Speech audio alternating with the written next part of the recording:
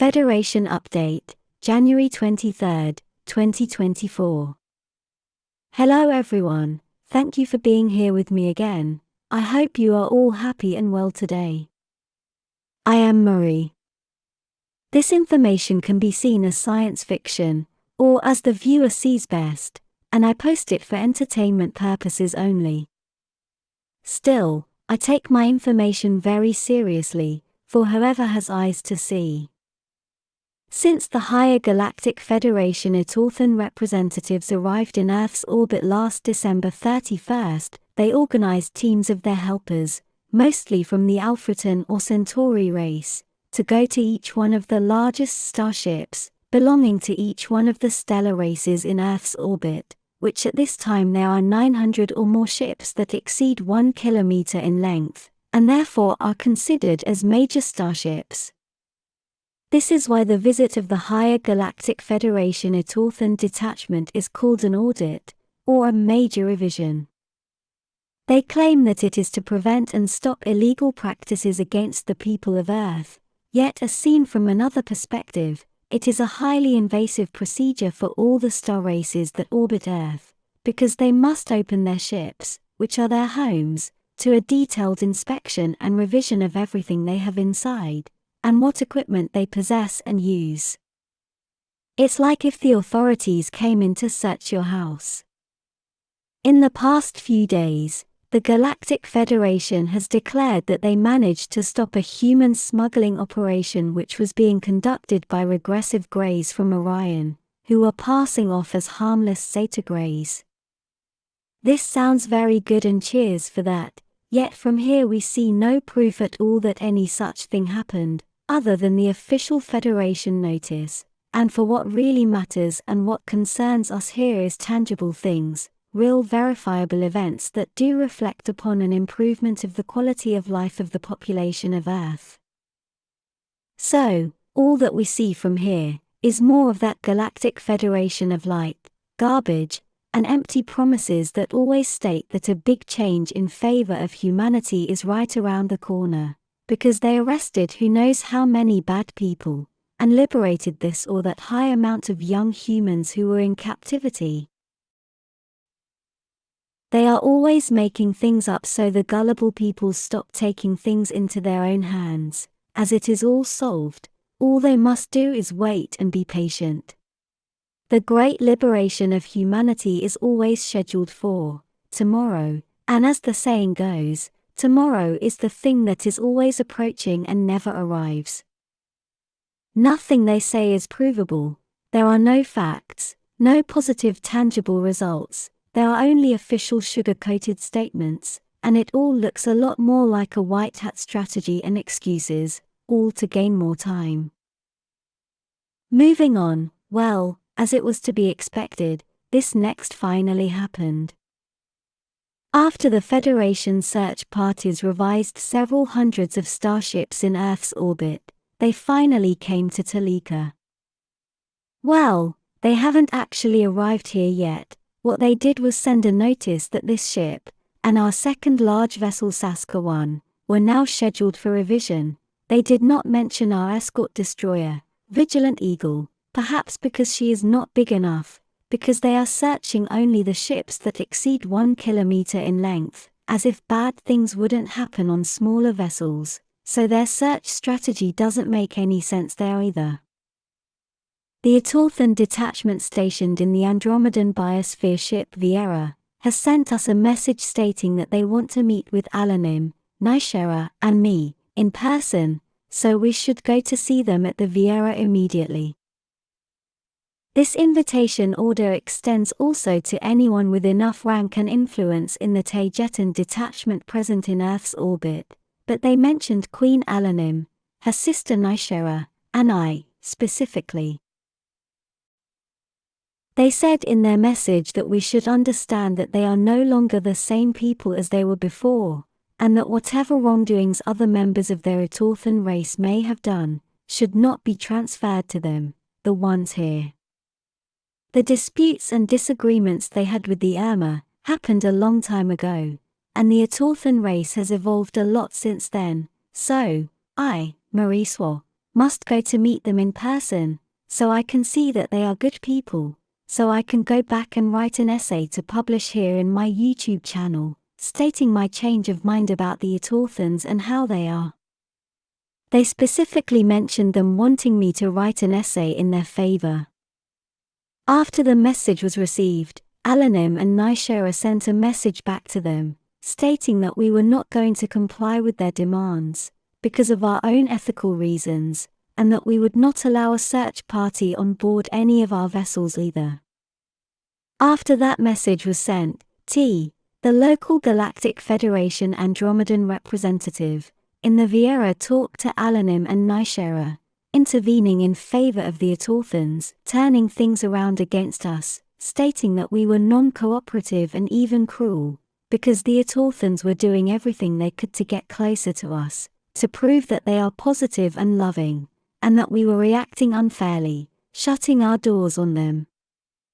This turn of events is even using sentimental manipulation against us, exploiting our empathy, because we were hurting Etorthans' feelings.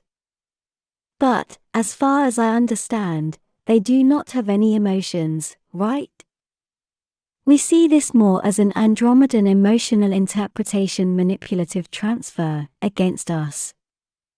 During this talk, Alanim and Nishera remained calm and firm, with their non-cooperative stance and decisions. Right after this happened, Alanim ordered the shutdown of all Muon communications from all Taygetan ships. This means that no one can communicate with us through any standard interstellar communication technology or device, isolating us here until further notice to prevent any further attempt to manipulate or to coerce us. The only communications still running here are the internet, obviously, which partially also uses Muon technology, and Taygetan internal communication systems connecting Toleka to Saskatchewan, and to our escort destroyer, Vigilant Eagle. Alanim also still has a running direct line of communication with the Irma King Ra in his ship the Avian 1, who also shut down all Muon communication devices, only in solidarity with us, as they do not really need to do that, because the Federation already knows how stubborn those space cats are, and can be. For those of you who do not know, Muon communication technology is the system that is most used by all interstellar races in space, and consists of using coded pulses of Muon neutrinos to transmit information through long distances, as they travel through the ether, therefore are faster than light. Another way of describing this Muon technology more directly and clearly, is to see it as a communication system based on coded gravity pulses. Lepton Muon neutrino generators are used as means to create the gravity pulses, which are the ones that travel through space, through the very high-frequency ether. No one uses radio and microwaves out here, that's ancient, or only when communicating with people of Earth. This insistence of the Etorthan detachment for me to go meet them, has caused many theories and conclusions here. It looks like this simple YouTube channel has made much more of an impact than what we thought at first, because it looks like what is being said here has bothered them quite a bit. Perhaps it had something to do with those other few star races, who are now starting to ask questions about the real nature of the Galactic Federation, of their Etorthan representatives, and their infamous search audit they are conducting now. The Galactic Federation representatives also stated that we have no right to impose the way we think, and our opinions on others. But it is we who are thinking differently, and all the others are only following the same official narrative, repeating and obeying the same garbage, and it is we who are only defending our right to think differently. It is them who are trying to normalize us, it is them who are trying to impose their narrative, only because it is generalized, and as the saying goes, and as Nishera pointed out just yesterday, if everyone has the same opinion, then no one is thinking. The Etorthans and the rest of the Federation, this time through the Andromedans as well, are manipulating perception against us, using sentimental manipulation in their favor, turning us into the bad ones of this story, simply because we do not agree with the dubious and shady procedures of the Federation, local and at large. We have not said that we did not want to talk to them. We clearly asked them to please talk to us through human-built video conference technology, because we do not want to be mind-controlled by them all. We know that Autothans, among other races, cannot help but be telepathically invasive when they impose the whole concept on you, while they also use the spoken word. In this aspect, they cannot help it. They see it as part of the natural process of communicating with other people. The problem is that we do not want to have our minds messed up with, as we can see that is happening with other races, such as the Andromedans, who even though are very telepathically strong, appear to be very cooperative with them and rest of the Galactic Federation, perhaps because they are being the hosts to the Autothan detachment, as they are staying with them in their biosphere ship, Viera. Through the years, this group has been offering the Galactic Federation several perfectly detailed and well-planned strategies to manage Earth and its problems in a much more positive way, for example by being mentored by a coalition of Lyrian, space-human, empathic races, but we have always met either with rejection from the Federation, or simply by indifference and by being ignored. We are never taken into account for any decisions being made. They never hear what we have to say, always belittling us or twisting and turning things around in their favor, in a completely unethical way, with this also ignoring the fact that we too are members of the Galactic Federation. We are also limited by the Galactic Federation to be able to travel or to overfly, or land in certain parts of the Earth, with this controlling us even more, and limiting our range of action. They also limit, restrict and interrupt communication with our friends, starseeds, and family on the surface, also forcing us to inform our every movement, and even stop all extractions until further notice, because they must study each case in detail before authorizing it. Advanced souls on Earth, mostly starseeds, have demonstrated time and time again that they are evolving, and willing to evolve even more, and have become compatible with a much more harmonious and peaceful future, full of good things for everyone, including technology that would work for them, and for the advancement of a better quality of life for the entire human race. Therefore it is their right and their will to be aided and helped in their spiritual evolution by the Galactic Federation controllers of Earth, and not hindered and sabotaged by them all the time, and every 2 minutes, as it happens today. And the very same thing happens to us here, to my group, as the Galactic Federation that is now using emotional manipulation against us, is also sabotaging and hindering all our work and our efforts all the time. They even use dirty tactics such as removing all the money the Galactic Federation had assigned to us, as they assign a budget to all the star races that must operate on Earth, because as all of you know very well, without money you cannot do anything down there on the surface. This leaves us with no choice but to either retreat back to our planets of origin, mostly Tema and Error, or figure out a way to make money ourselves, to be able to finance food for everyday consumption here, needed gear and movement budget, whenever it is necessary to do something there.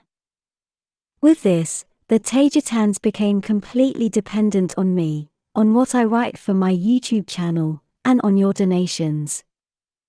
And I deeply thank you for them. All of you are keeping us here, in near-Earth orbit, and on YouTube.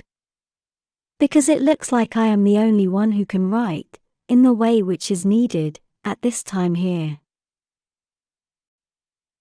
This problem is a lot bigger, because the decision-making has been restricted to only the main races of the Galactic Federation, at least here, 4 of them, who are not even members of the Lyrian human family, and the rest must only comply with what those decide, and by the rules, regulations, and values they may have, and who impose them onto the rest of us, with no regards to our opinions and personal points of view as star races, who are also Galactic Federation members. The simple fact that the Galactic Federation-controlled governments implement so many countermeasures to hinder and stop the spiritual growth of a large group of awakened individuals on Earth is proof that they do see a strong spiritual evolution in the masses that make up humankind, therefore the collective consciousness is expanding. But they fail to see that denying souls their freedom to expand their consciousness and freely choose which path to follow, without any intervention from the Cabal, or the Galactic Federation or anyone else, is going against Source itself. It even looks like the basic problem on Earth is that the Galactic Federation does not consider human beings to be real holographic fragments of Source, but rather simple avatars artificially created to play a video game, whose setting, or game map, takes place there on Earth.